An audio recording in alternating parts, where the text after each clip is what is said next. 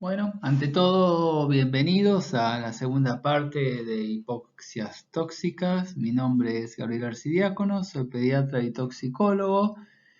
Y para empezar a hablar un poco sobre hipoxias, me parece conveniente hablar de lo que es un espacio confinado. Cuando hablamos de espacios confinados, es cualquier espacio que tenga una abertura limitada de entrada y salida y ventilación natural desfavorable, o sea, en el que pueden acumularse contaminantes tóxicos y de esa forma crearse una atmósfera deficiente de oxígeno, ¿sí? Eh, no está concebido para una ocupación continua para ningún tipo de trabajador. En general, los trabajos en estos recintos confinados llevan a una gran variedad de peligros que a su vez aumentan los riesgos para la salud de las diferentes personas o trabajadores que están en estos espacios.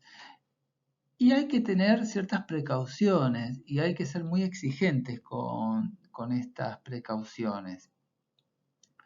Las características de los accidentes que pueden llegar a tener estos trabajadores en los espacios confinados generalmente son graves y las consecuencias, tanto para la persona que realiza el trabajo como para las que lo auxilian, si no tienen medidas necesarias de seguridad, pueden generar todavía más daños y más víctimas y estas pueden ser fatales. Así que considero que esta es una clase muy importante de lo que es el programa de toxicología y bueno, espero que no se les sea muy pesado, ¿sí?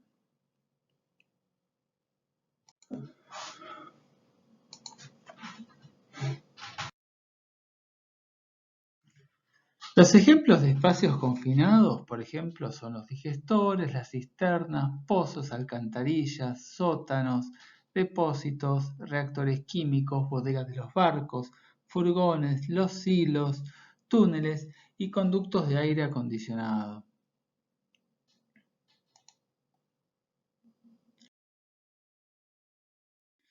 Este es un esquema de un digestor.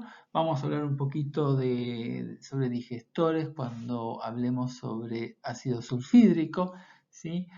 Sepan de que hay una reglamentación acá en Argentina, en la 4238/68 del Servicio Nacional de Sanidad Animal, que es el SENASA, de la Secretaría de Agricultura, Ganadería y Pesca, que establece la obligatoriedad de la existencia de estos digestores para la esterilización de todo lo que sea cadáveres de origen animal, teniendo en cuenta que animal es la unidad viva de especies zoológicas de faena, pero principalmente permitidas en un establecimiento habilitado a tal efecto.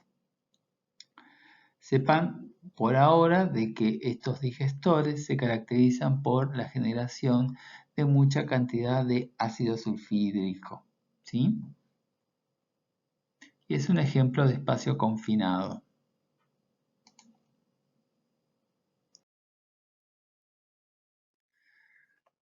Los riesgos existentes en estos espacios confinados que ya estuvimos hablando, tenemos por un lado los riesgos generales, donde tenemos los riesgos mecánicos, los riesgos eléctricos, el riesgo de caídas y golpes, los riesgos ergonómicos y los riesgos biológicos, donde por ejemplo están las picaduras o mordeduras de insectos, arañas, roedores, etc. ¿sí? Además de poder encontrar algunos gérmenes, virus, bacterias, hongos que pueden llegar a causar alguna enfermedad al trabajador que ingrese al recinto. Y después tenemos riesgos específicos de los espacios confinados y estos riesgos específicos son aquellos ocasionados por las condiciones especiales en las que se desarrolla este tipo de trabajo, ¿sí? Teniendo en cuenta que es una atmósfera peligrosa que puede dar lugar a riesgos de asfixia, incendio, explosión, intoxicaciones. En cuanto al riesgo de asfixia, el aire de por sí tiene un 21% de oxígeno, ¿sí? Si esta concentración se reduce en el aire, se producen algunos síntomas de asfixia o de hipoxia, que ya estuvimos hablando en la clase anterior, cuando hablamos sobre asfixia, sobre las hipoxias hipóxicas, ¿sí? Este riesgo va aumentando a medida que va disminuyendo las concentraciones de oxígeno ambiental y obviamente los síntomas de asfixia se van aumentando a medida que disminuye. Las señales y los síntomas de una concentración baja de oxígeno no se advierten fácilmente por la persona que está en este ambiente confinado. La mayoría de las personas se vuelven incapaces de reconocer el peligro hasta que ya están demasiado débiles para escapar por sí mismas. Por eso estamos hablando de riesgos importantes ante estos espacios confinados.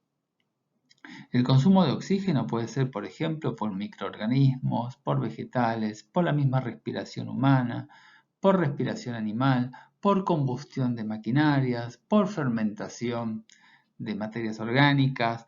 El trabajo de soldadura también puede consumir oxígeno, oxidación de los metales, reacciones químicas, etc.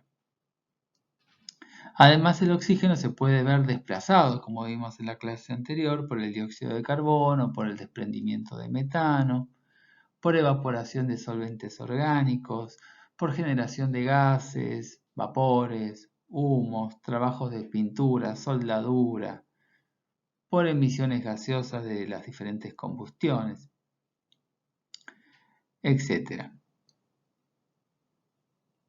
Además, en un recinto confinado se pueden crear una atmósfera inflamable, ya que por diversos motivos puede desprenderse gases y vapores inflamables, que en condiciones de este recinto cerrado alcanzan rápidamente un rango de inflamabilidad o de explosividad, y la generación o desprendimiento de gases se puede deber a diferentes causas. Por ejemplo, también tenemos los productos inflamables, los disolventes, la generación de hidrógeno en las reacciones químicas, que también es inflamable, los polvos combustibles como los cereales, el carbón. Y también, incluso, ya que hablamos de atmósferas con poco oxígeno, las atmósferas sobreoxigenadas también pueden producir incendios y explosiones, ¿sí? Así que también son peligrosas las atmósferas con mucha cantidad de oxígeno. Y en cuanto a los riesgos de intoxicación en estos ambientes confinados, acá tenemos al ácido sulfídrico, que lo mencionamos recién, el monóxido de carbono, que también vamos a hablar en la clase en algunos minutos, el gas cloro, que lo mencionamos en las clases anteriores, los óxidos nitrosos, el fosgeno, el amoníaco, ya todo esto lo nombramos previamente.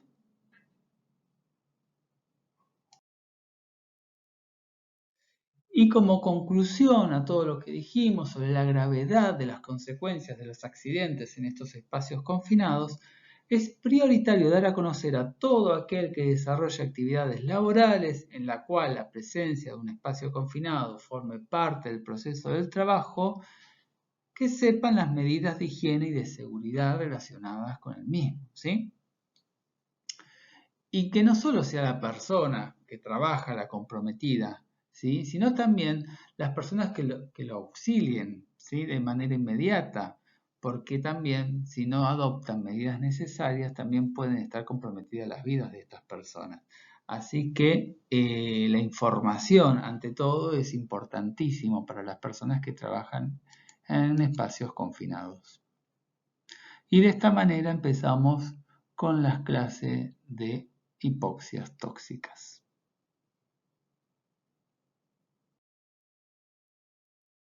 Entonces, ahora vamos a empezar a hablar un poquito sobre cianuro.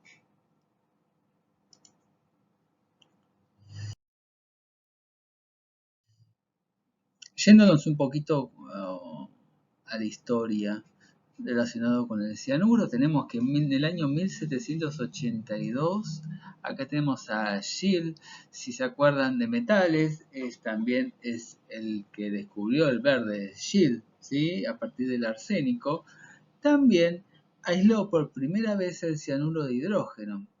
Y según los informes, parecería que la que fue la causa de muerte de este químico, que se caracterizó por no tener mucha suerte, porque no solo descubrió el cianuro, que fue la causa de muerte, sino que hay un montón de descubrimientos de Shield que lamentablemente fueron adquiridos por otros científicos debido a que Shield se demoró bastante en patentar sus descubrimientos, ¿sí?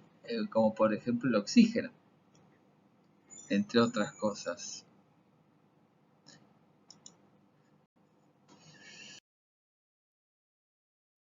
Siguiendo con la historia, Napoleón III fue el primero en emplear el cianuro de hidrógeno en lo que es la guerra química, y lo que sugirió Napoleón III fue sumergir en cianuro las puntas de las bayonetas del ejército francés.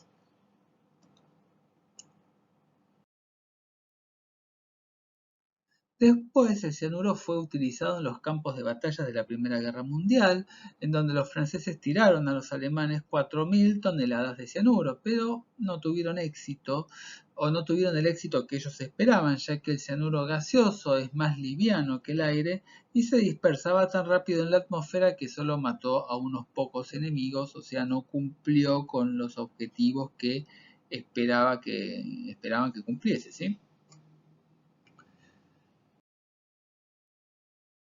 Durante la Segunda Guerra Mundial, acá tenemos al Ciclón B. El Ciclón B fue el nombre comercial de un pesticida a base de cianuro que fue creado en Alemania en la década de 1920. Consistía en cianuro de hidrógeno, conocido como ácido prúsico, que además tenía un irritante ocular preventivo, ¿sí? Y uno de los varios absorbentes, ¿sí? Que eran conocidos como tierras diatomeas. Por eso se lo llamaba ciclón B, ya que el ciclón A, el primero que aparece, no tenía estos componentes irritantes, por lo que era más fácil para la persona que utilizaba estos pesticidas intoxicarse, porque el compuesto no generaba ningún tipo de irritación previa a su manipulación, ¿sí? Este producto, trágicamente famoso después por haber sido empleado durante la Alemania nazi y durante el Holocausto para asesinar a millones de personas en las cámaras de gas instaladas en los campos de exterminio, esto desde principios de 1942. El ciclón B lo suministraban las compañías alemanas, una se llamaba De Hesch y la otra es la compañía Testa. Bajo una licencia del dueño de la patente, que era la empresa IG Farben. El ciclón B se vertía sobre unas tuberías perforadas desde lo que es desde el tejado, ¿sí? Y una vez que las víctimas eran encerradas en lo que era la cámara de gas, el ciclón B reaccionaba con la humedad ambiental interna producida por las mismas personas, y éstas sufrían lo que es en un primer momento una sofocación, y luego venía la inconsciencia, la muerte cerebral, el coma y la muerte. Esto tardaba aproximadamente entre 20 y 25 minutos después de ingresadas estas dosis de veneno, ¿sí? En los tubos. La muerte no era instantánea, como podía llegar a pensarse, pero era más debido a una sofocación creciente en las mismas víctimas. Después de la guerra, varios empleados de estas compañías que les mencioné recién, que habían suministrado el ciclón B a las SS en los campos de concentración y exterminio, fueron llevados ante el tribunal en varios juicios penales. El primer juicio fue de los empleados de la distribuidora de Hamburgo de Testa. Se llevó a cabo ante un tribunal militar británico en Hamburgo. Esto fue en 1946. El propietario de la firma, que se llamaba Bruno Tesch, y sus compañeros de trabajo fueron acusados de haber suministrado el ciclón B para asesinar a las personas. Y después también tenemos a Joaquín Hans, que fue absuelto ya que no se pudo demostrar que tuviera conocimiento de la política corporativa. Y después, por otro lado, tenemos a Wayne Bayer y Tesh, que fueron declarados culpables y fueron condenados a muerte. La sentencia de muerte se llevó a cabo en el penal de Hamelin el 16 de mayo de 1946.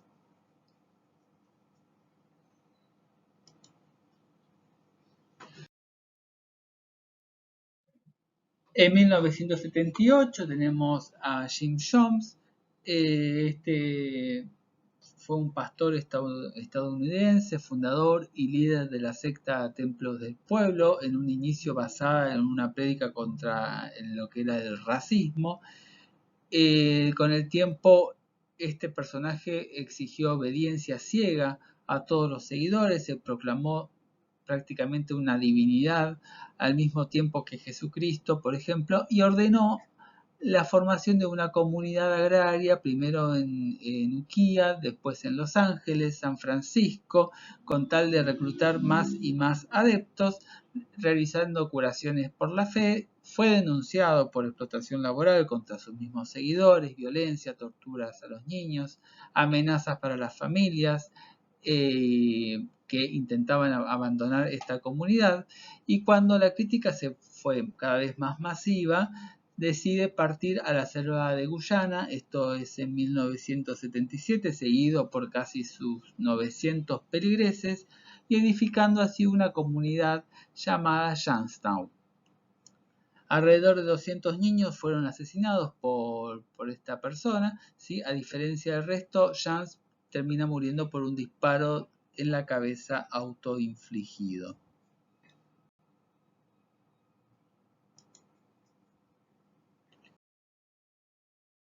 Y acá tenemos otra historia interesante, esto es en Estados Unidos, la empresa Johnson & Johnson, 1982. Tylenol era por aquel entonces como el líder nacional de todos los medicamentos contra el dolor que se daban sin prescripción médica. Estamos hablando de paracetamol, ¿sí? Tenemos el reporte de 7 muertes por consumo de paracetamol contaminado con cianuro. Esto llevó a una retirada de 31 millones de envases de 34 estados de los Estados Unidos y además una pérdida de 100 millones de dólares para lo que es la compañía. Finalmente mantuvieron el nombre de la marca, pero rediseñaron el paquete añadiendo medidas de seguridad para dificultar su manipulación.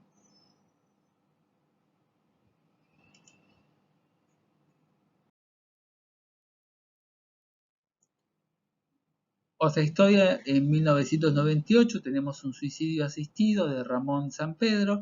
Este es un marino, escritor español que tenía una tetraplegia desde los 25 años. Es una persona que luchó mucho para que se le considere su derecho al suicidio asistido. eh, Mucha actividad y mucha petición judicial para solicitar esto y la persona que lo auxiliase no incurriese en delito.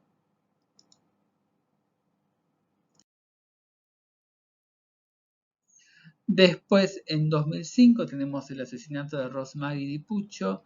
Esto fue ante una emergencia en Ohio, un accidente de tránsito. Se verifica que un médico envenenó a su esposa con una cápsula de calcio cargada con cianuro para irse a vivir con su amante. Y después, en el 2010, esta persona fue declarada culpable de asesinato agravado y condenado a cadena perpetua sin libertad condicional durante 20 años.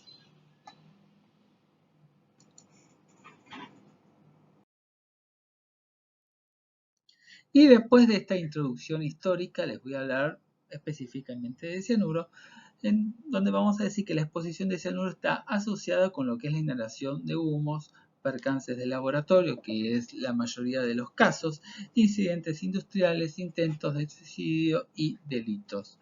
El cianuro es un grupo químico que consiste en un átomo de carbono unido a un átomo de nitrógeno por 3 enlaces moleculares.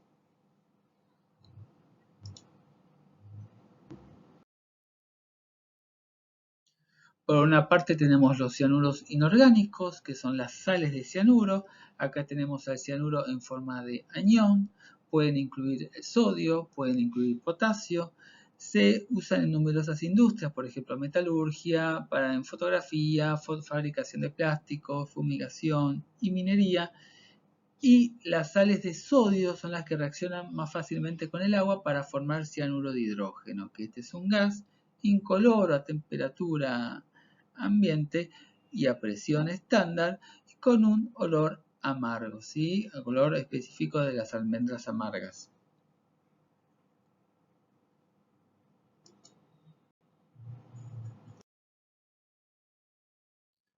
Por otro lado tenemos los cianuros orgánicos. Estos tienen un grupo ciano unidos a un residuo alquilo que se denominan nitrilos. Por ejemplo, tenemos el cianuro de metilo, que también se conoce como acetonitrilo. Otros tenemos el acrilonitrilo, el propio nitrilo.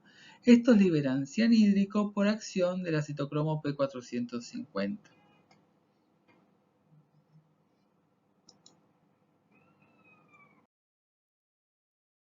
Ejemplo de estos cianuros orgánicos tenemos al acetonitrilo, donde lo podemos ver que por la acción del citocromo P450 libera ácido cianhídrico y formaldehído.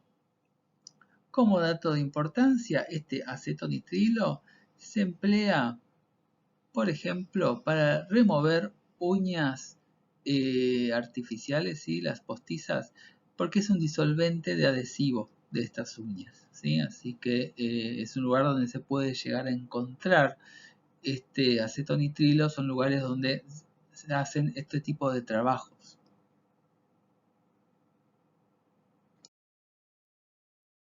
Y por otra parte tenemos a los glucósidos cianogénicos. Acá participan muchas plantas. Entre estas plantas principalmente tenemos la del género Prunus.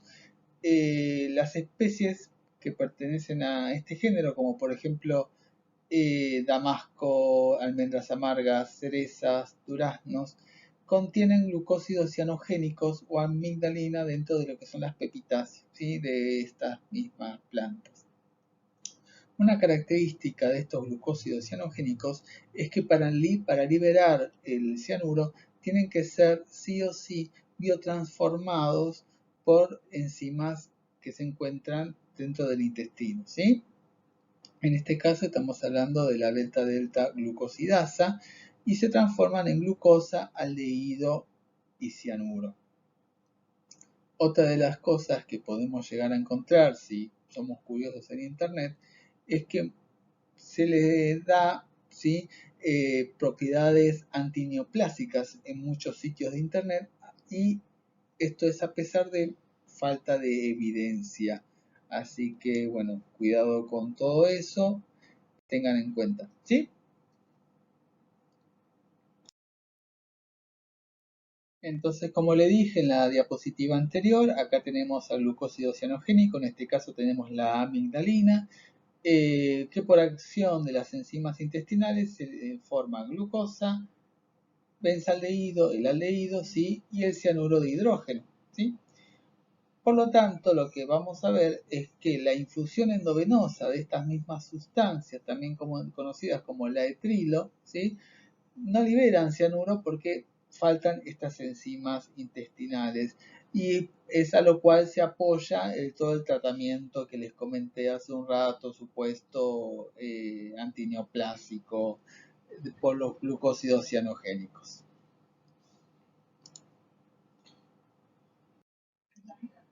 Otro grupo importante de estas plantas con glucósidos cianogénicos tenemos al laurel cerezo.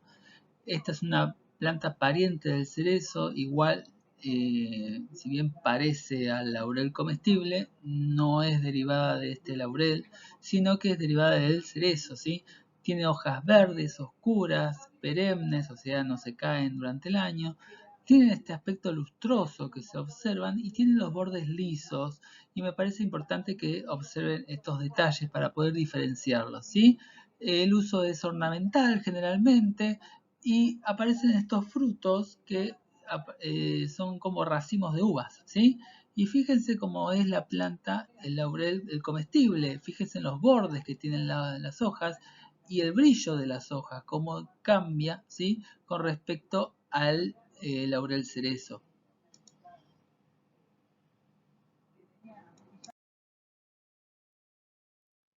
Otros glucósidos cianogénicos los encontramos en la yuca, ¿sí? Esta es la raíz de la mandioca, la Manihot esculenta. Es una fuente importante de alimentos para millones de personas. Acá tenemos glucósido cianogénico, se llama lina marina, es el principal glucósido cianogénico de esta planta, además de la cianohidrina, que es un producto de la hidrólisis espontánea de esta lina marina. Uno de los procedimientos para inactivar, ¿sí?, una vez pelada la yuca, es dejarla sumergida en el agua por lo menos un día. Acá tenemos la liberación del 45% de los cianogénicos, mientras que si se la remoja durante 5 días, acá tenemos una pérdida del 90%, todo por hidrólisis a cianhídrico y acetona.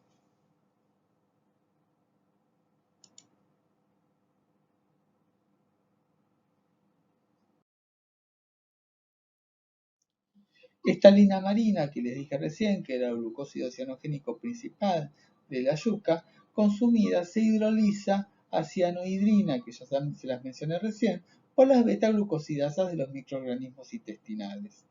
Esta cianohidrina se disocia espontáneamente a cianuro en el pH alcalino del intestino delgado.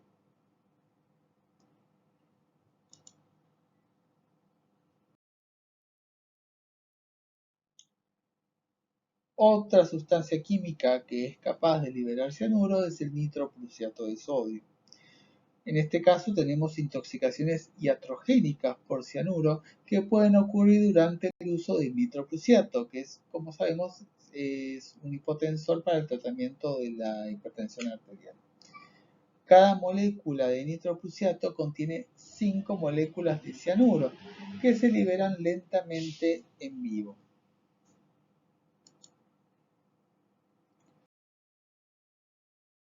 Si se agotan las reservas de sulfato endógeno, ¿sí?, por ejemplo, hablando de desnutridos o postquirúrgicos, el cianuro puede acumularse con tasas de infusión de nitroprusiato, incluso que pueden llegar a ser terapéuticas, que la infusión terapéutica es de 2 a 10 microgramos kilo minuto.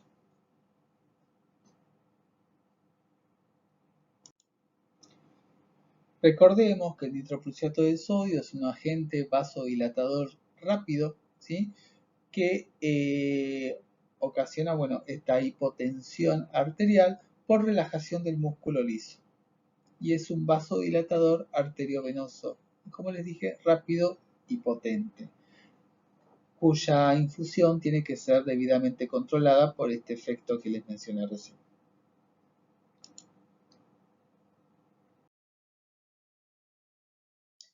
En la actualidad, lo que son reportes por intoxicación de cianuro generalmente son exposiciones de tipo no intencional, involucran bioquímicos, técnicos que trabajan en laboratorios cuando emplean sales de cianuro, porque son reactivos comunes. El potencial de esta intoxicación por cianuro también existe después de inhalación de humo, que lo vamos a ver en la clase de exposición a humo de incendio, como por ejemplo cuando se queman lana, seda, caucho sintético, poliuretano. Acá tenemos liberación de cianuro. Y también por la ingestión de productos cianogénicos, como les mencioné recién, como el acetonitrilo, el acrilonitrilo y el propiontrilo.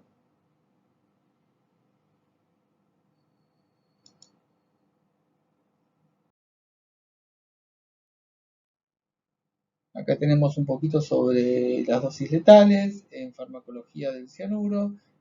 Dosis letales vía oral, 200 miligramos aproximadamente de cianuro potásico. Las concentraciones en el aire, inmediatamente mortales. Exposiciones potencialmente mortales. Las concentraciones máximas permisibles en jornadas laborales. Y las inmediatamente peligrosas para la vida.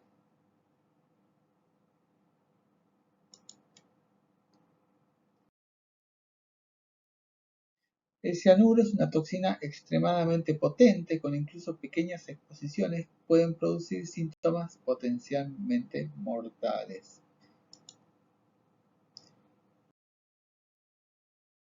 Y la toxicidad aguda se va a producir a través de una o varias de estas rutas: inhalación, ingestión, dermal y parenteral.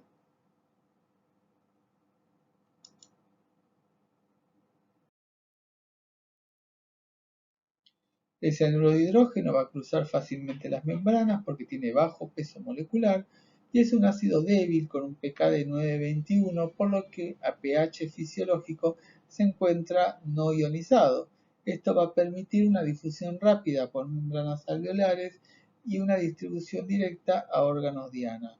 O sea que tiene mucha letalidad.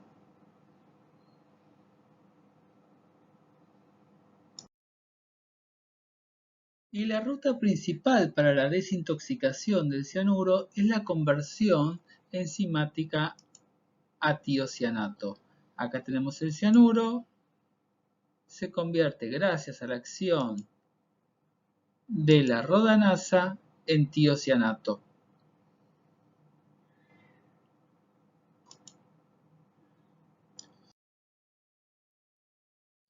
Entonces, para la metabolización del cianuro tenemos la acción principal de dos enzimas, ¿sí?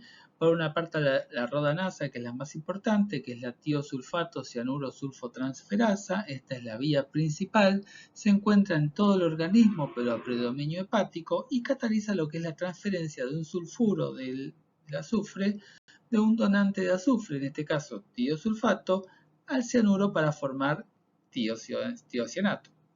Y por otra parte tenemos la beta-mercaptopiruvato cianuro sulfotransferasa, que es otra enzima que tiene menos relevancia.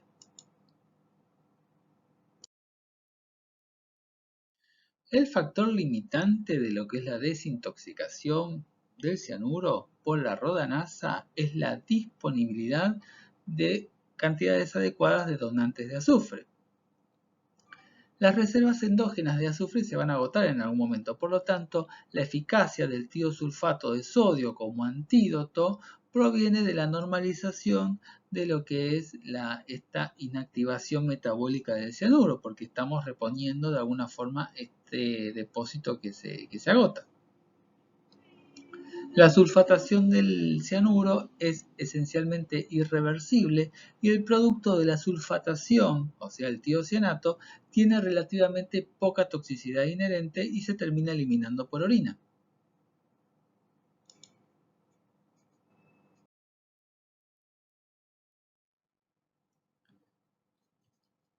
Las vías menores de metabolización del cianuro, o sea menos del 15% del total, acá tenemos otras tres vías más, ¿sí?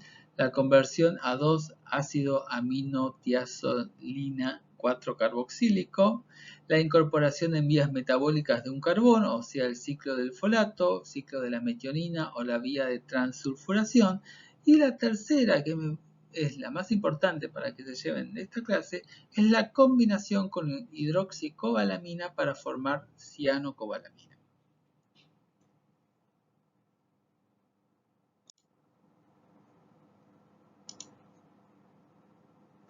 Así que tener en cuenta para más adelante.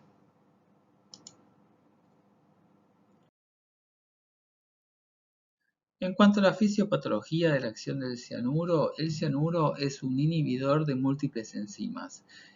De todas estas, la más importante es la citocromoxidasa. También inhibe a la succinato deshidrogenasa, la superóxido dismutasa y la anhidrasa carbónica. Recordemos a la citocromoxidasa de la mitocondria, ¿sí? La citocromoxidasa es una metaloenzima que contiene hierro, es esencial para lo que es la fosforilación oxidativa, de lo que es la cascada de electrones de las mitocondrias, sirve para lo que es la producción de energía de tipo aeróbica y convierte los productos catabólicos de la glucosa en trifosfato de adenosina, o lo que conocemos como ATP.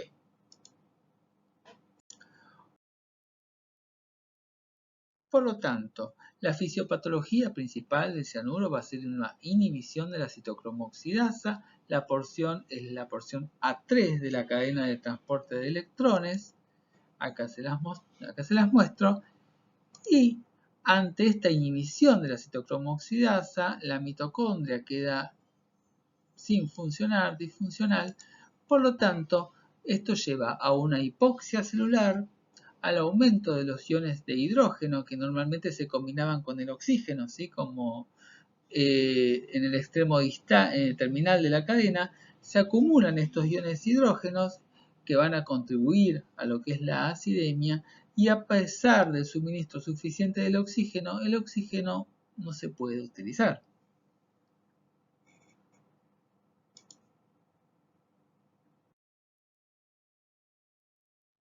Por lo tanto, lo que vamos a tener es un aumento del ácido láctico. Este aumento del ácido láctico va a ocurrir principalmente a la falla de todo este metabolismo aeróbico que les nombré recién, y cuando la citocromo A3 va a ser inhibida por el cianuro, hay una escasez relativa del NAD y un predominio del NADH, lo que favorece todavía más lo que es la reacción inversa, en la que el piruvato se convierte en lactato. Así que tenemos, por una parte, tenemos toda una falla de la mitocondria, lo que va a aumentar, ¿sí? Del piruvato al lactato, y así un aumento de lo que es el ácido láctico.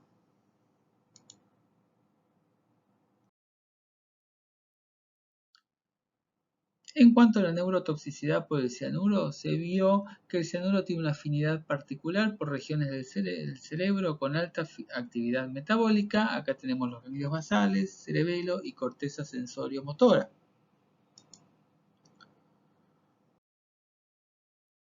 Por lo tanto, no sería raro observar también lesiones a nivel del sistema nervioso central, por varios mecanismos: por utilización deficiente del oxígeno, por estrés oxidativo, por liberación de neurotransmisores excitadores, que estos también los vemos cuando hablamos de monóxido de carbono.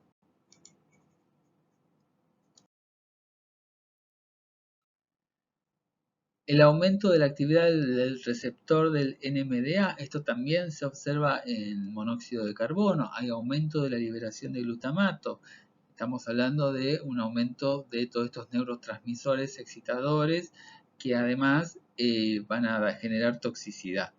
Aumento de la entrada de calcio en el citosol de estas neuronas que conducen a una generación de especies reactivas de oxígeno, óxido nitroso, peroxidación de lípidos, apoptosis, necrosis, neurodegeneración.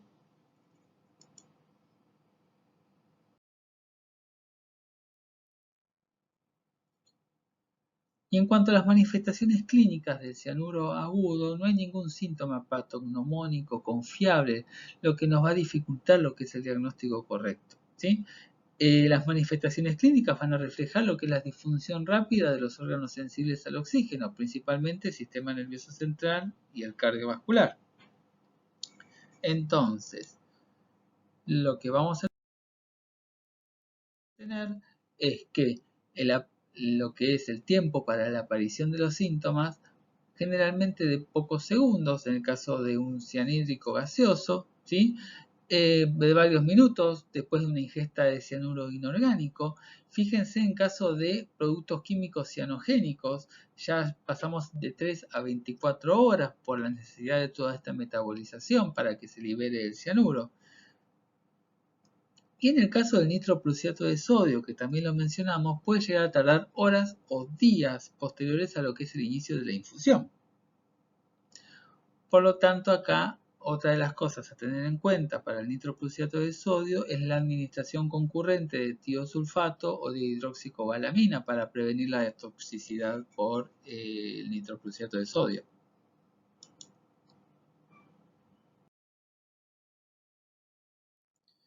Entonces, dijimos que las manifestaciones principales del cianuro agudo van a ser de los órganos que más requieran oxígeno: sistema nervioso central y cardiovascular. Al principio, los síntomas van a ser de tipo excitatorios: cefalea, ansiedad, agitación, taquipnea, hay aumento reflejo de las catecolaminas, hay inotropismo positivo, hay taquicardia, hay hipertensión arterial. A medida que va avanzando el tiempo, tenemos la aparición de los síntomas negativos: confusión, letargo, bradipnea, bradicardia, inotropismo negativo, hipotensión arterial, con taquicardia refleja. Si seguimos avanzando, aparece también la depresión del sensorio: coma, midriasis reactiva, apnea, bradicardia, hipotensión y finalmente la muerte. Así que, por una parte los síntomas positivos al comienzo y por otra parte los síntomas negativos. Esto también depende de la dosis, ¿sí? Quizás no se pueden manifestar todos los síntomas porque la acción a veces es rápida, ¿sí? Así que quizás puede pasar directamente a los síntomas negativos, ¿sí?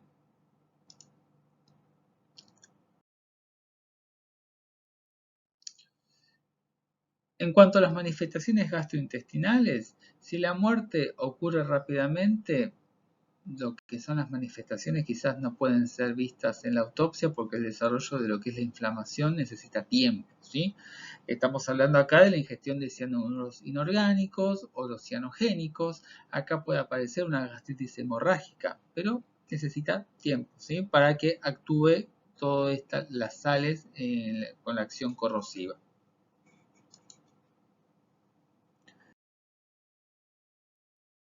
Otras manifestaciones dermatológicas: tenemos el color de piel rojo cereza, que es resultado del aumento de la saturación del oxígeno en la hemoglobina venosa, ¿sí? ¿Por qué? Porque hay disminución de la utilización del oxígeno a nivel periférico. Y también puede ser más evidente en el fondo de ojo esta coloración. Las venas y las arterias van a tener un color similar.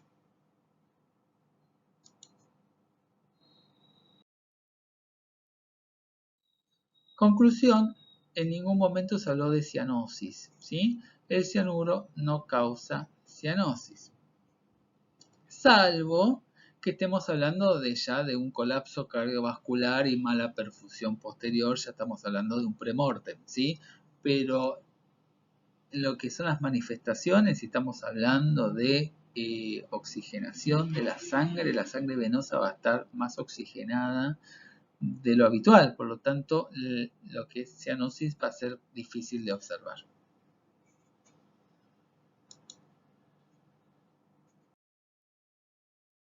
Y a razón de lo que le dije recién sobre la toxicidad a nivel del sistema nervioso central, que era muy parecido a lo que vamos a ver con monóxido de carbono, también tenemos manifestaciones tardías por exposiciones agudas. Acá estamos hablando de intoxicaciones agudas y graves por cianuro, que se manifiestan de una forma también similar a lo que vamos a ver en monóxido de carbono, con síntomas parkinsonianos, con distonía, disartia, rigidez, bradiquinesia, que es lo más común, daños en lo que son los ganglios basales. Estos daños pueden progresar o pueden llegar a resolverse. Y las respuestas a los agentes antiparkinsonianos generalmente es pobre. Estas manifestaciones pueden aparecer a los días, semanas o meses después de la exposición.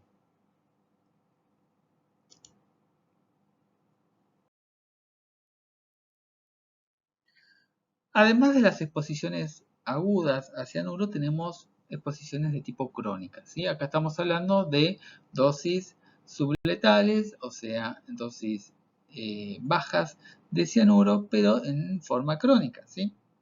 Por ejemplo, la ambliopía del tabaco, en donde tenemos pérdida de la visión, son hombres tabaquistas. Generalmente hay una baja capacidad de desintoxicación del cianuro por estas personas, y en donde se tiene que recomendar el cese del tabaquismo y administración de hidroxicobalamina, que a menudo puede llegar a revertir los síntomas. Otro cuadro es la neuropatía óptica hereditaria de Leber, en donde tenemos insuficiencia visual subaguda que afecta a los hombres causada por deficiencia de las rodanasas.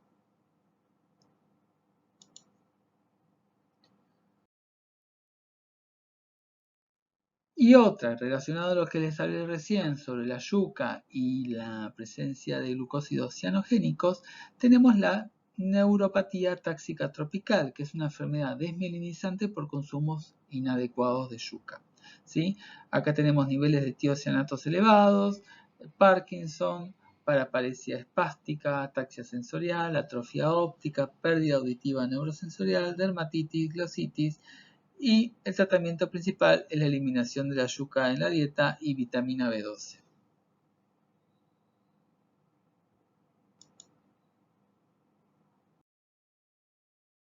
Dijimos, el diagnóstico de intoxicación con cianuro a veces no es muy fácil, pero podemos sospecharlo cuando tenemos un colapso repentino en un ambiente de laboratorio o un trabajador industrial, cuando tenemos víctimas de incendio con coma o acidemia, suicidio con coma inexplicable o acidemia, ingestión de quita esmalte artificial, como vimos con el acetonitrilo, ingestión de semillas o carozos de especies de prunus, o pacientes con estado mental alterado, acidemia y taquifilaxia en un tratamiento con nitroprusiato.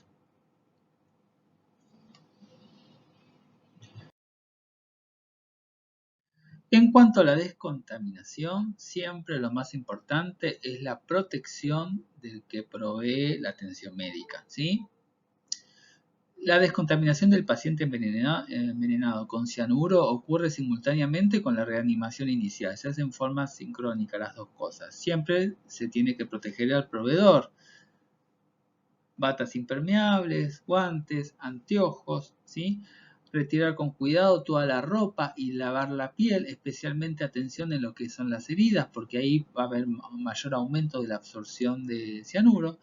Ingestión, en caso de ingestión podemos hacer lavado gástrico, podemos instilar 1 gramo por kilo de carbón activado.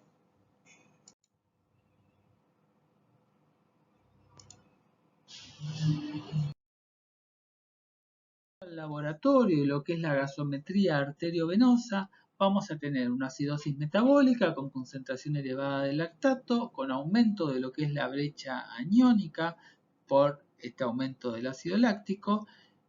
Y un dato interesante es que la saturación venosa de oxígeno va a ser mayor al 90%, que esto es un resultado de la pobre extracción del oxígeno a nivel tisular, ¿sí? Lo que es por una disminución de la utilización del oxígeno. Este hallazgo no es específico para el cianuro, puede llegar a encontrarse en otras intoxicaciones, por ejemplo en monóxido de carbono, en sulfídrico, también puede encontrarse en diferentes síndromes cardíacos o en derivaciones intracardíacas de izquierda a derecha, ¿sí? Así que no es específico de cianuro, pero también ayuda a lo que es el diagnóstico. Así que un dato importante, lo que es la gasometría arteriovenosa va a ser el hallazgo de una estrecha diferencia de oxígeno arterial venoso.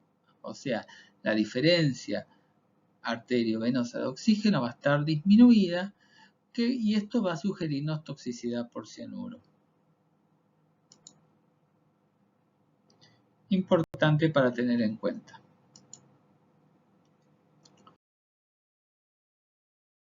En cuanto a la determinación de cianuro en sangre, la mayoría de los informes siempre utilizan sangre completa para lo que es detección de cianuro.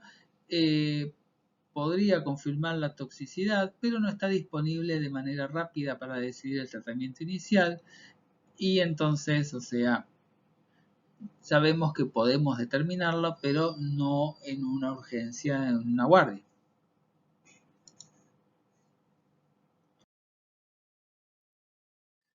El tratamiento de la intoxicación, además del ABC, del control de las vías respiratorias, de ventilación y dar oxígeno al 100%, tener en cuenta los cristaloides y los vasopresores por la hipotensión arterial, manejar la acidemia con una correcta ventilación, administrar bicarbonato de sodio, siempre valorar el estado ácido-base. Y acá tenemos los antídotos. Por una parte tenemos el kit antídoto de cianuro, conocido como CianoKit o kit de Lilly, y por otra parte tenemos la hidroxicobalamina que, como sabemos, no está disponible en Argentina. Igual la vamos a hablar un poquito, ¿sí? El kit antídoto de cianuro, CianoKit o kit de Lilly, tenemos que está compuesto por 3 partes, ¿sí? La primera es la más complicada de conseguir de las 3, por lo cual muchas veces se habla del kit de cianuro como nitrito de sodio y el tiosulfato, no se menciona la primera parte. Las perlas de nitrito de amilo son útiles para lo que es el uso prehospitalario. ¿Por qué? Porque no necesitamos un acceso endovenoso para administrarlas, porque son inhaladas. Estas perlas lo que van a iniciar es la formación de la metahemoglobinemia. El cianuro tiene una mayor afinidad por la metahemoglobina que por el citocromo A3, por lo cual se va a desplazar del citocromo a la metahemoglobina. Y de esta forma se va a restaurar lo que es la función de la citocromo oxidasa.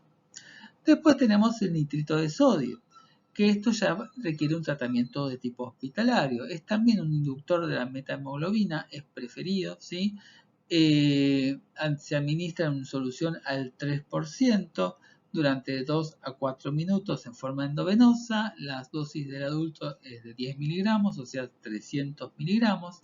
Siempre controlamos la presión arterial, tratamos la hipotensión disminuyendo la velocidad de infusión y administrando cristaloides y vasopresores. Y tratamos de obtener el nivel de metahemoglobina 30 minutos después de la dosis, ¿sí? O sea, hacemos un dosaje de meta a los 30 minutos de la infusión del nitrito de sodio. Después pasamos el tercer componente del kit, que es el tiosulfato de sodio. Es una solución que viene para administración endovenosa al 25%. Esta solución va a donar átomos de azufre que son necesarios para la biotransformación del cianuro, mediado por la rodanasa, y formando así los tiocianatos que nombramos recién. La dosis para adultos es de 50 mililitros, o sea 12,5 gramos. La dosis pediátrica es de 1,65 mililitros por kilo y hasta 50 mililitros, que es la dosis del adulto.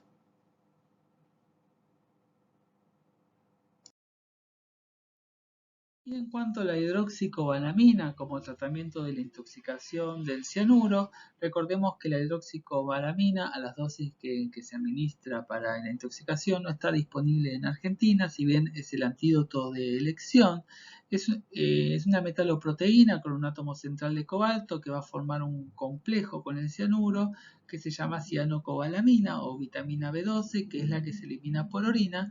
La dosis inicial es de 5 gramos, se administra endovenosa durante 15 minutos y según la gravedad o la respuesta clínica se puede considerar una segunda dosis de 5 gramos. Lo bueno de las hidroxicobalaminas es que tiene pocos efectos adversos en relación a lo que vimos recién con el kit Lilly. Lo que se observó son reacciones de tipo alérgicas, coloraciones rojizas transitorias de la piel, de las mucosas, de la orina, y pocos efectos adversos hemodinámicos, con posible aumento leve transitorio de la presión arterial, nada más como reportado.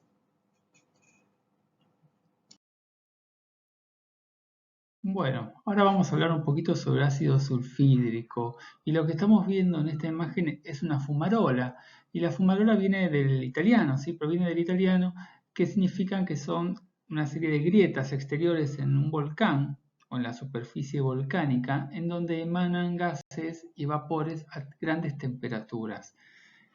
Esta fumarola generalmente cumple con diferentes ciclos, tiene un ciclo de vida en donde las composiciones de los gases que emanan van a ir modificando, ¿sí? Pueden modificar en su cantidad del vapor de agua, de los óxidos de carbono, de los óxidos de azufre.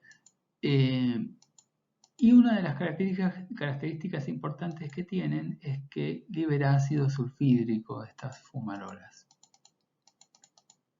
además de ácido clorhídrico.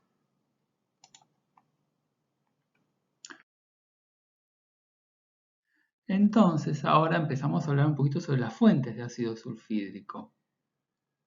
Y además de las fumarolas, tenemos que aparecen en los lugares de trabajo, aunque también puede ocurrir en desastres ambientales y en casos de suicidios también aparece implicado el ácido sulfídrico.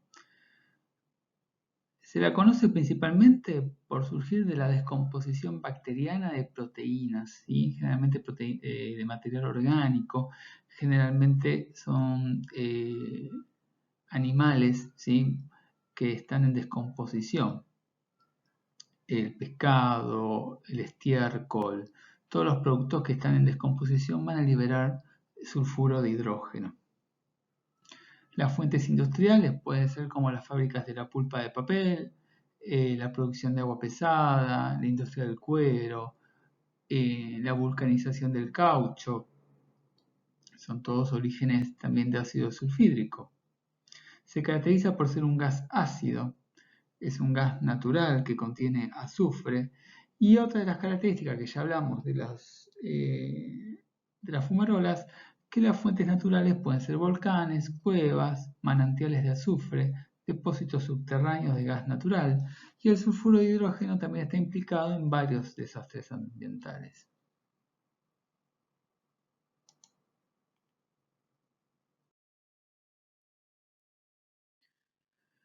Como causa de muerte, muchos muertos por trabajos en espacios confinados, por ejemplo, alcantarillas, pozos de alcantarillado, tanques de almacenamiento de estiércol de ganado. Estos trabajadores que están comprometidos en estos espacios confinados sufren una suerte de, o sea, caen volteados, derribados por este gas. Y muchas veces lo que surge tras este derribamiento del trabajador es que los compañeros de trabajo intentan rescatarlos y caen derribados también, ¿sí? Muchos informes de casos describen múltiples víctimas por esto lo que les comenté recién, porque los rescatistas se convierten también en víctimas cuando intentan un rescate en un entorno en altas concentraciones de sulfuro de hidrógeno, o sea, en estos ambientes confinados.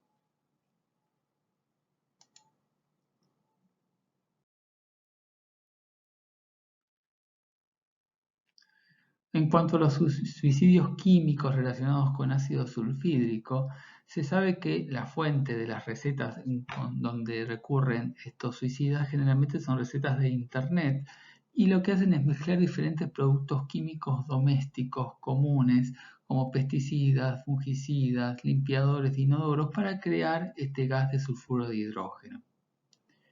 Tener en cuenta que generalmente recurren a estos espacios confinados y los socorristas también corren peligros de sufrir efectos nocivos por este gas, que generalmente se exponen accidentalmente grupos de personas. Y por ejemplo tenemos tres casos importantes. En Japón más de 500 personas se suicidaron en el primer semestre de 2008. Después hay un incidente en que 90 personas se enfermaron por el gas tóxico en un edificio, que ahora vamos a ver una imagen, y la evacuación de un edificio con 350 personas, también en Japón.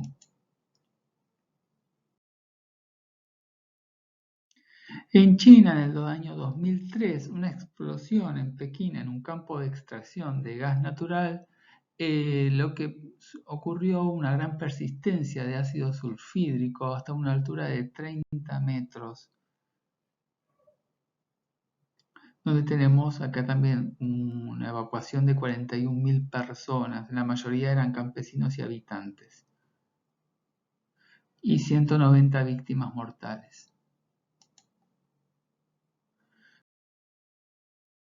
Esto es lo que les estaba comentando recién, la Península Hotel de Tokio, año 2002. Un hombre se suicidó con sulfuro de hidrógeno, ¿sí? En el Tokio, en el Península Hotel. La policía tuvo que evacuar a todo el hotel, ¿sí? Y el hotel llamó a los huéspedes del octavo al 11º piso para evacuarse por esta persona que se suicidó. Por suerte nadie resultó herido, según las autoridades. Esto ocurrió alrededor de la 1 de la tarde, y el viernes, por un mal olor de la habitación contigua, ¿sí? Se reportó.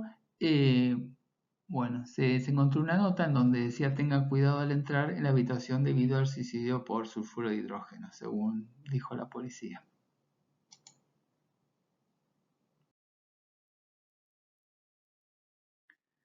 Entonces, desde marzo de 2008, más de 180 personas murieron por inhalar humos producidos por esta mezcla mortal de productos de limpieza que les comenté recién. Y todo esto surgió una suerte de campaña para eliminar todas estas páginas con las recetas para la formación de ácido sulfídrico.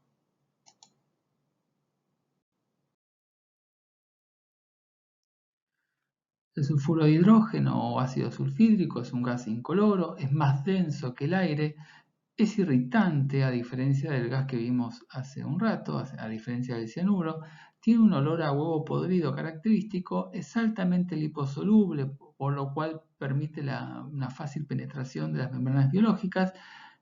Y una de las características de este ácido sulfídrico es que oscurece las joyas de plata.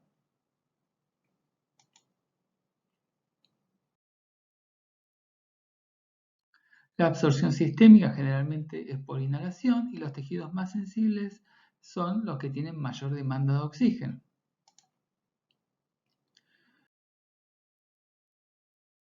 Hay una potente inhibición de la citocromo oxidasa, al igual que como vimos con el cianuro, esto va a interrumpir la fosforilación oxidativa.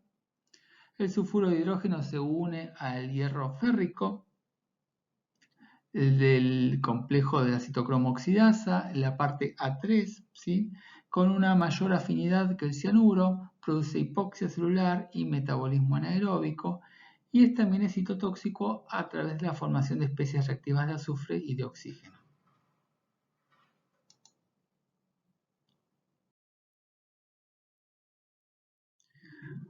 Además, lo que hace el ácido sulfídrico es una hiperpolarización neuronal. Esto es mediado por el canal de potasio. Además, actúa sobre los receptores de NMDA y a otros mecanismos inhibitorios neuronales. El mecanismo propuesto de la muerte por el ácido sulfídrico es por afección principalmente del tronco encefálico, ¿sí? Es una absorción selectiva por la sustancia blanca lipofílica de esa región que tiene el ácido sulfídrico. El nervio olfatorio es un objetivo específico también de muy interés. ¿Por qué? Porque lo que hace el ácido sulfídrico es paralizarlo a este nervio óptico y por lo tanto también la persona deja de sentir el olor característico, el olor a huevo podrido que dije recién, y además es un portal de entrada al sistema nervioso central.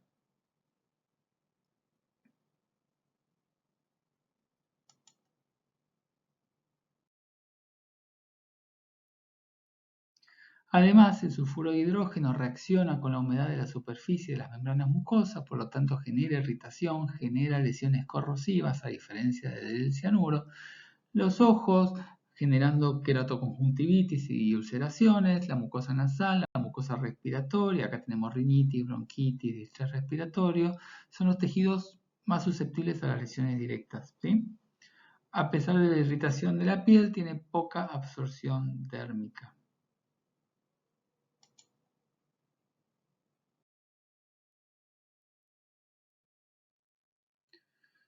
Una vez inhalado, el sulfuro de hidrógeno ingresa a la circulación sistémica, se va a disociar en diferentes iones y los productos de esta disociación se van a metabolizar rápidamente por diferentes mecanismos, oxidación, metilación, uniones a metaloproteínas, etc. Y la principal vía de desintoxicación es la oxidación a tiosulfato y a polisulfuros. La sulfhemoglobina no se encuentra en concentraciones significativas en la sangre de animales o humanos envenenados fatalmente. Es para tener en cuenta.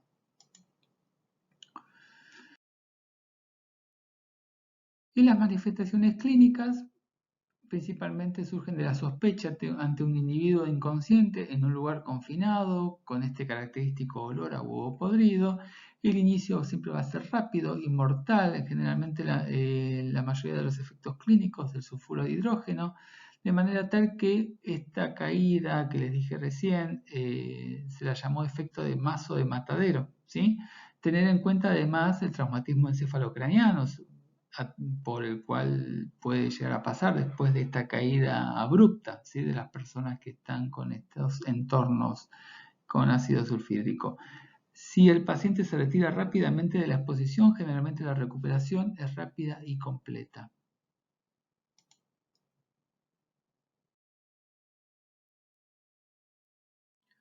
Acá tenemos un cuadro con las diferentes clínicas según las concentraciones en el aire. Fíjense de que en 20-30 partículas por millones se siente el olor, después empieza la irritación y después tenemos la parálisis del nervio olfatorio.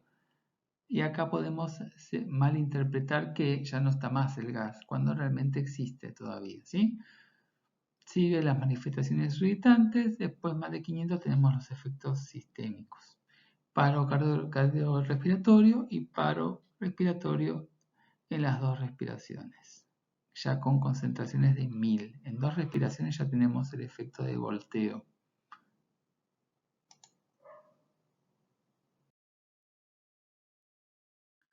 En cuanto a los trastornos neurológicos, va a depender de las concentraciones, como vimos recién. Los primeros efectos rápidos en el sistema nervioso central son neurotóxicos y directos del sulfuro de hidrógeno. Después tenemos secuelas neurológicas permanentes que resultan por la hipoxia, debido a todo lo que es la insuficiencia respiratoria. Y la hipoxia por compromiso respiratorio puede causar efectos neurológicos secundarios y dando secuelas permanentes, pero por hipoxia. Y después también, al igual que el cianuro, tenemos secuelas neuropsiquiátricas tardías relacionadas con la falta de memoria, falta de conocimiento, desorientación, delirio y demencia, que ya son manifestaciones tardías y por el efecto del ácido sulfídrico.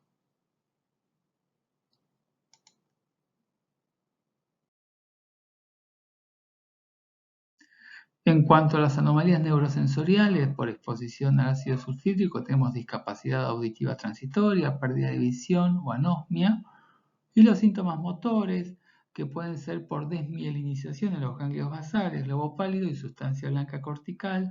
Acá ya tenemos manifestaciones más tardías como ataxia, temblor de posición y rigidez muscular.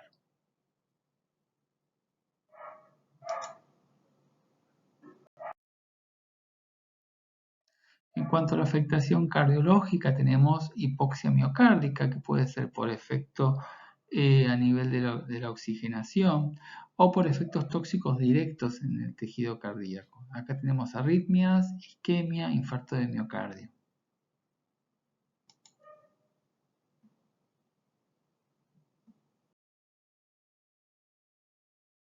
En cuanto a las manifestaciones crónicas, acá estábamos hablando de exposiciones crónicas a un bajo nivel de ácido sulfídrico, 10 partículas por millón, por ejemplo en trabajadores de la industria del petróleo y del gas.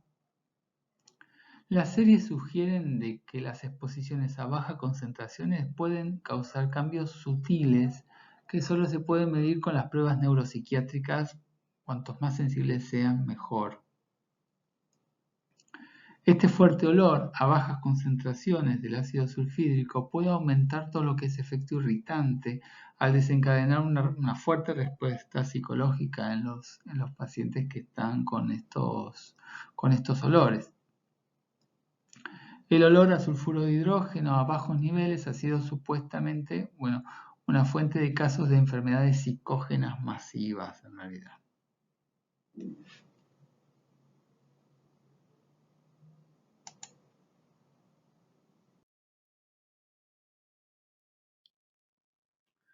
El olor de bajas concentraciones de gas de ácido sulfídrico pueden estar asociados a cefalea, debilidad, mareo, náuseas, opresión en el pecho, disnea, taquipnea, irritación, debilidad, entumecimiento de las extremidades.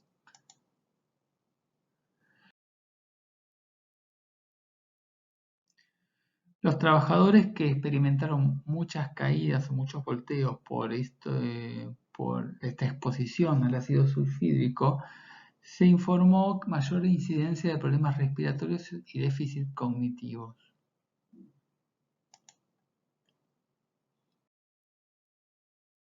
Y en cuanto a las pruebas diagnósticas, las circunstancias que rodean a la enfermedad del paciente a menudo proporcionan la mejor evidencia de intoxicación por sulfuro de hidrógeno. Pruebas específicas no están disponibles generalmente en los laboratorios clínicos y la medición directa del gas en muestras de aire atmosférico se puede medir gracias a dispositivos de monitoreo.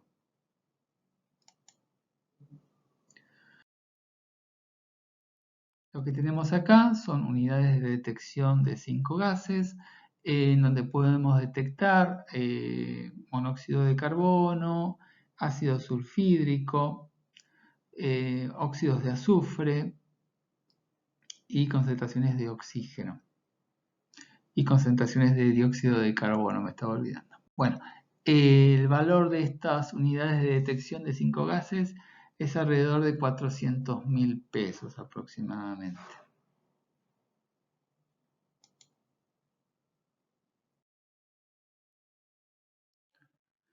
En cuanto a las pruebas diagnósticas, tenemos acidosis metabólica con aumento del ácido láctico, esto lo comparte junto con el cianuro.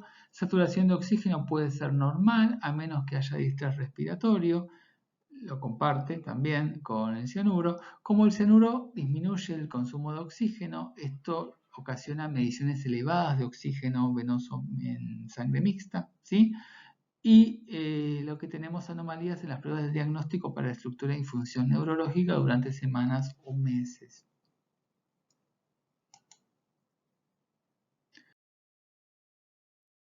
En cuanto a la resonancia y la tomografía, podemos tener cambios estructurales a nivel del globo pálido, desmineralización subcortical.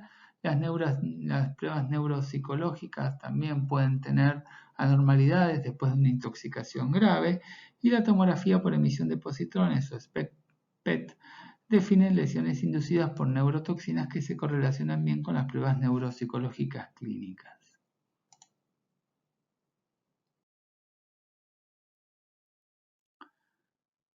Después tenemos concentraciones de sulfuro en sangre, generalmente son mayores de 0,05 miligramos por litro, se consideran anormales, pero las mediciones confiables solo si la concentración se obtiene dentro de las 2 horas posteriores a la exposición y se tiene que analizar en forma inmediata.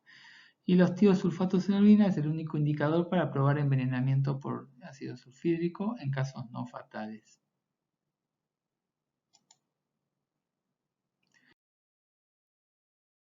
Y en cuanto al tratamiento, es la extracción inmediata de la víctima del área contaminada, el oxígeno de alto flujo debe ser administrado lo antes posible, la unión del sulfuro de hidrógeno a la citocromo oxidasa es fácilmente reversible en presencia de oxígeno, y el aumento de las concentraciones de oxígeno aumenta el consumo de sulfuro de hidrógeno a través de las vías metabólicas.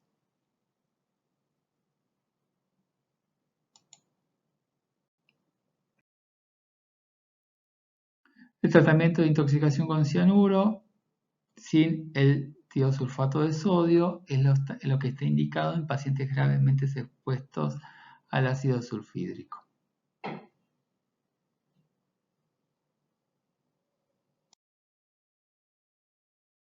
Y finalmente, para terminar con esta segunda etapa, una segunda clase de hipoxias tóxicas, vamos a hablar sobre las metahemoglobinemias, que es un desorden relacionado con los glóbulos rojos por exposición a diferentes tóxicos y que van a afectar a la membrana, al metabolismo intracelular y a la función de la hemoglobina de estos glóbulos rojos.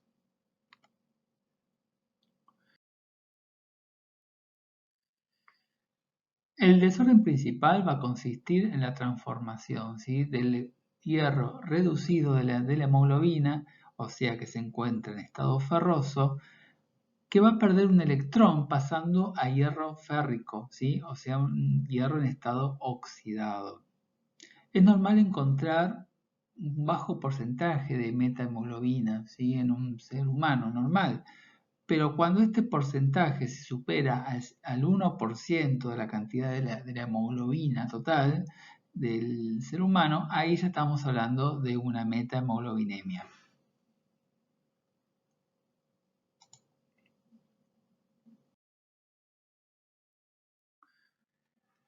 Uno de los targets más importantes de esta entidad son los lactantes menores de 3 meses. ¿Por qué? Porque la ingestión de nitratos en el agua del consumo de estos lactantes va a ser mucho más peligrosa que en los adultos.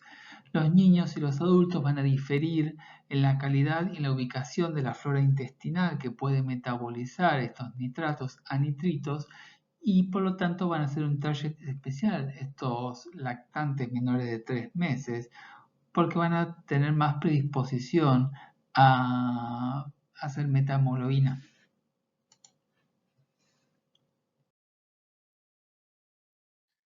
Pero para hablar de meta me parece importante hablar un poco sobre lo que es la hemoglobina, ¿sí? Reflejar algunos conceptos.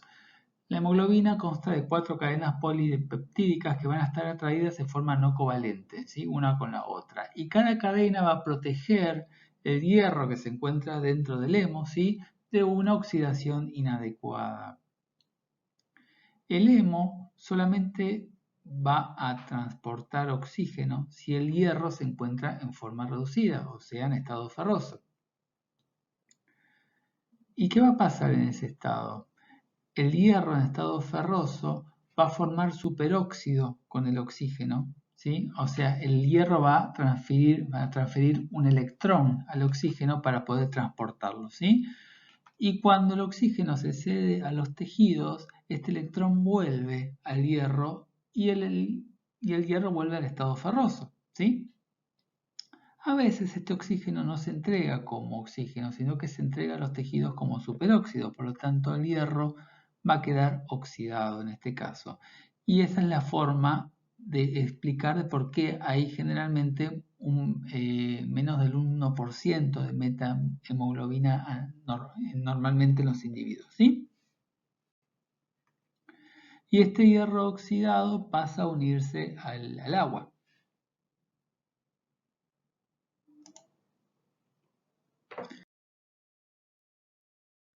Bueno, acá tenemos un gráfico de lo que les estaba comentando recién, o sea, el hierro se mantiene en su posición gracias a 6 uniones coordinadas. 4 entre el hierro y los átomos de nitrógeno de lo que es el anillo de protoporfirina que va a constituir el hemo, ¿sí? Un enlace entre el hierro y una histidina de la cadena polipeptídica de la hemoglobina, y la sexta unión es la que se va a unir al oxígeno, ¿sí? Y que es la que va a estar involucrada en lo que es la formación de metahemoglobina o de carboxihemoglobina.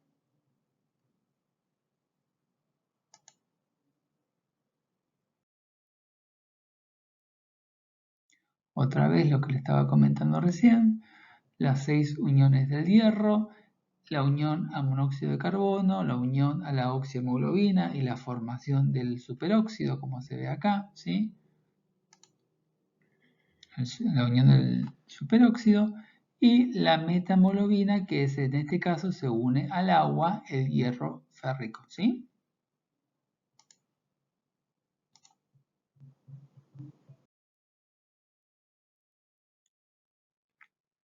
¿Cuáles son los mecanismos protectores de la formación de metahemoglobina? ¿Sí? Por una parte tenemos la donación de un electrón al hierro oxidado, por ejemplo por la NAD metahemoglobina reductasa, el ácido ascórbico o la glutatión reducido. La vida media de la metahemoglobina es de 1 a 3 horas, o sea, es poca la vida media de la meta. Tras la continua exposición a oxidantes, esta vida media obviamente se va a prolongar. Y ya los mecanismos de protección ya se van perdiendo, obviamente. Y otro mecanismo protector de la formación de metahemoglobina es la reducción vía NADPH, que esta es una vía que normalmente no funciona demasiado, ¿sí? Reduce un porcentaje muy bajo de hierro férrico, pero es la que nosotros vamos a utilizar, vamos a acelerar cuando administramos azul de metileno.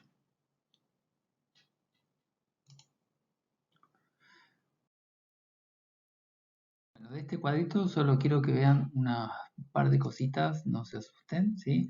Fíjense, esta es la vía del azul de metileno, ¿sí? La NADPH metahemoglobina reductasa, ¿sí? Y que requiere sí o sí de la presencia de NADPH. Esta presencia de NADPH va a ser gracias al correcto funcionamiento de esta glucosa 6-fosfato deshidrogenasa, ¿sí? Por lo tanto, la vía del azul de metileno va a necesitar un correcto funcionamiento de la glucosa 6-fosfato deshidrogenasa. Y por otra parte, fíjense, acá está la vía de la NADH, ¿sí? Y la citocromo B5 reductasa, ¿sí? Que es la que normalmente la que mejor funciona sin la inducción por el azul de metileno, ¿no? Y la presencia del NADPH, otra cosa que me olvidé de decirte, es que mantiene reducido lo que es la formación de glutatión.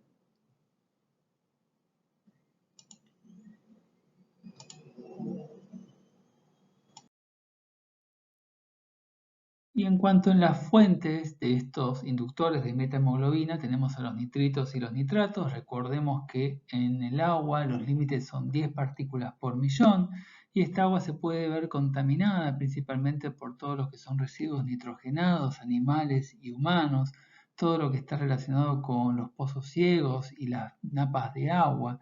Pueden acceder estos nitritos y nitratos al agua de consumo, ¿sí? Además hay alimentos como los conservantes en los embutidos, los coliflor, las coles, zanahoria, espinaca, brócoli, también pueden ser fuentes de nitritos y de nitratos, por lo tanto tener en cuenta el consumo de estas sustancias en los más chicos, los fertilizantes nitrogenados, recuerden también el tratamiento del cianuro que daba metahemoglobina, ¿sí? El nitrito de sodio, el nitrito de amilo, ¿sí? También son inductores de meta. Después tenemos las anilinas, el naftaleno, los óxidos de nitrógeno, que también los nombramos como irritantes, ¿sí? Y los anestésicos locales como la benzocaína, tetracaína, lidocaína y procaína.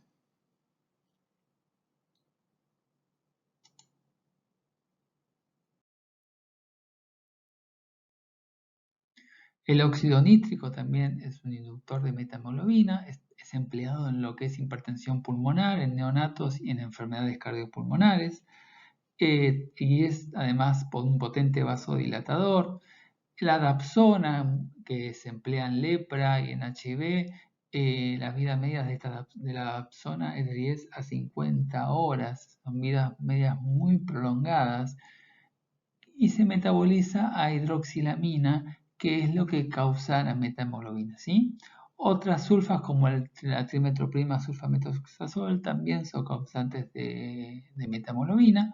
Los analgésicos, algunos, los vasodilatadores como el NTG, nitroprusiato de sodio, también son inductores de meta. Las quinonas, la cloroquina y la primaquina y la zopiclona también son inductores de meta.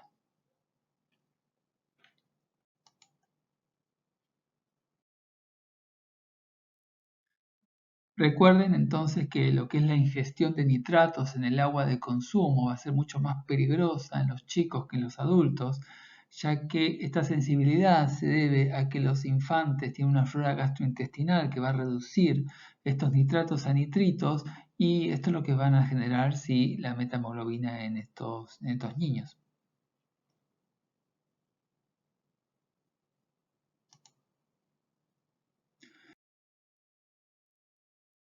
Y en cuanto a las manifestaciones clínicas, van a ser más graves que las producidas por el mismo grado de anemia.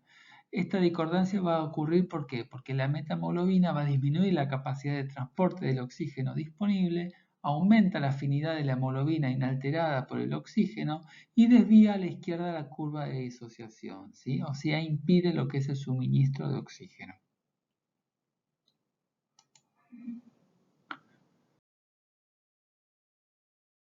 Los signos y síntomas van a depender de los niveles de metahemoglobina y también van a depender de las concentraciones previas de la hemoglobina de la persona también, ¿no?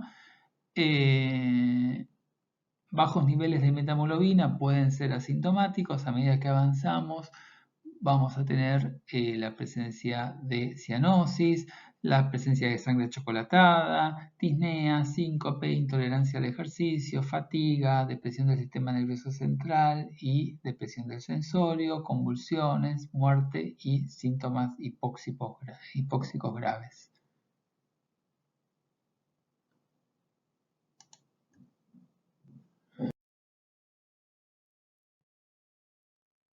En cuanto a las manifestaciones clínicas, seguimos. En las enfermedades concurrentes pueden aumentar los efectos clínicos, por ejemplo, si el paciente ya tiene una anemia previa, ya es una insuficiencia cardíaca o congestivo, una EPOC o una neumonía, también van a potenciar todos los efectos clínicos de la meta.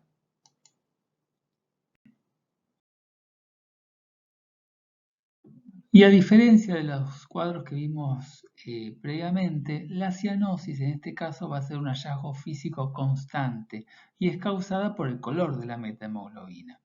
Fíjense en este dato. Con un 10% de la hemoglobina, pensando en un individuo normal de 15 gramos por ciento, ¿no?, de hemoglobina, ya con un 10%, o sea, un 1,5 gramos por ciento de metahemoglobina, vamos a tener las manifestaciones de cianosis. A diferencia de lo que es esperable para una desoxihemoglobina. Por ejemplo, ya necesitamos 5 gramos por ciento de desoxihemoglobina para que se manifieste como cianosis en un individuo por una hipoxia, por ejemplo, ¿sí? O sea, las manifestaciones de cianosis por metahemoglobina van a ser con menores cantidades de hemoglobina comprometida, ¿sí?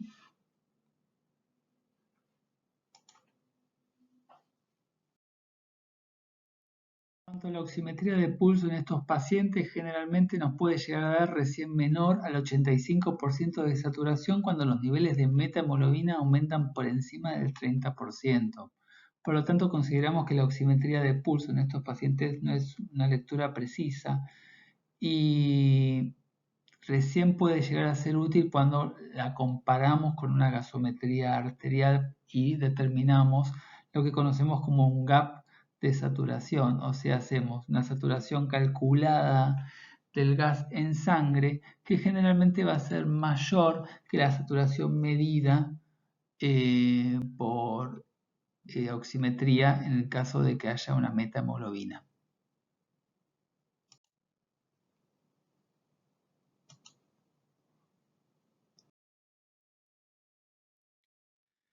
En caso de metahemoglobinemias leves, de aproximadamente hasta el 10%, no es necesario ninguna otra terapia que no sea la retirada del causante, porque la reducción de la meta se producirá mediante los mecanismos de reconversión normales que dijimos que era por la NADH metahemoglobina reductasa.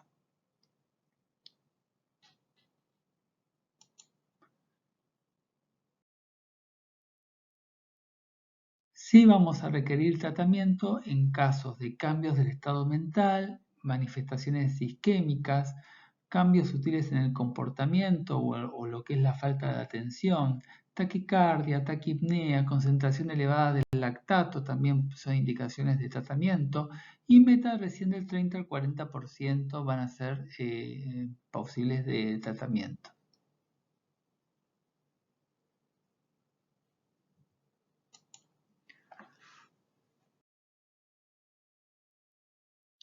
Este es un pequeño algoritmo para lo que son las cianosis, tener en cuenta de que siempre ante una cianosis hacemos una prueba con flujo alto de oxígeno. Si responde, ya pensamos en una causa cardiovascular o una enfermedad pulmonar, pero en el caso de no responder, ahí hacemos un dosaje de metahemoglobina, ¿sí? Si el dosaje de metahemoglobina es menor al 30%, podemos probar una observación o en caso de que esté sintomático, ahí pasamos al azul de metileno, ¿sí? Y en caso de un dosaje de metahemoglobina mayor al 30%, es indicación de azul de metileno.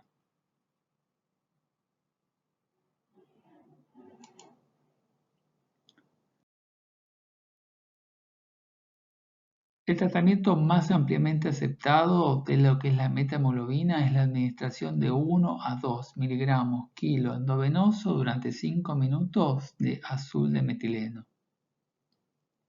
Generalmente las manifestaciones de mejoría es a los pocos minutos y se puede administrar una segunda dosis y considerar en estos casos otros factores. Tener en cuenta en este caso que el azul de metileno puede modificar lo que es la oximetría de pulso, incluso puede disminuirla todavía por un tema de la absorbancia de la luz del azul de metileno.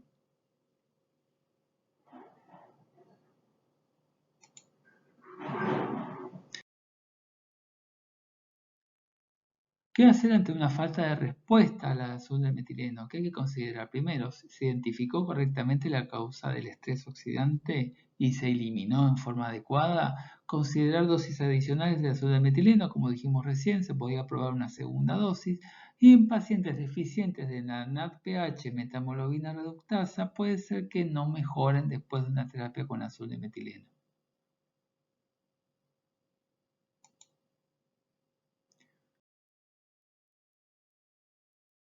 En el caso de la dapsona, tener en cuenta que tanto el compuesto original, o sea la dapsona, como sus metabolitos, son oxidantes y con vidas medias muy largas.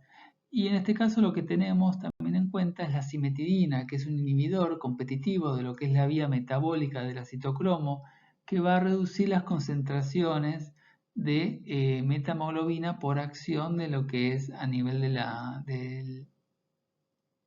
del metabolismo de la dapsona, ¿sí? En situaciones de sobredosis también se puede emplear la cimetidina junto con el azul de metileno, ¿sí? Siempre se necesitan múltiples dosis de azul de metileno para el tratamiento con dapsona, por tener en cuenta lo que es la vida media.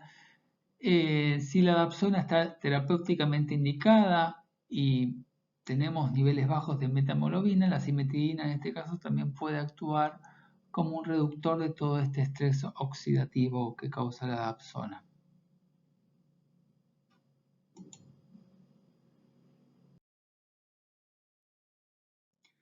La vitamina C es otra opción de tratamiento. Las indicaciones podemos considerarla con una metahemoglobina de 15 al 29%, con cianosis, pero sin otro síntoma, siempre como segunda opción después del azul de metileno. Después tenemos una metahemoglobina sintomática en contexto de un déficit de la glucosa 6-fosfato deshidrogenasa, donde el azul de metileno en realidad puede terminar produciendo mayor cantidad de hemólisis. Y en caso de una metahemoglobina sintomática, cuando el azul de metileno no está disponible, esas son las indicaciones de la vitamina C. Y con esta diapo terminamos la segunda parte de hipoxias. Muchas gracias por la atención.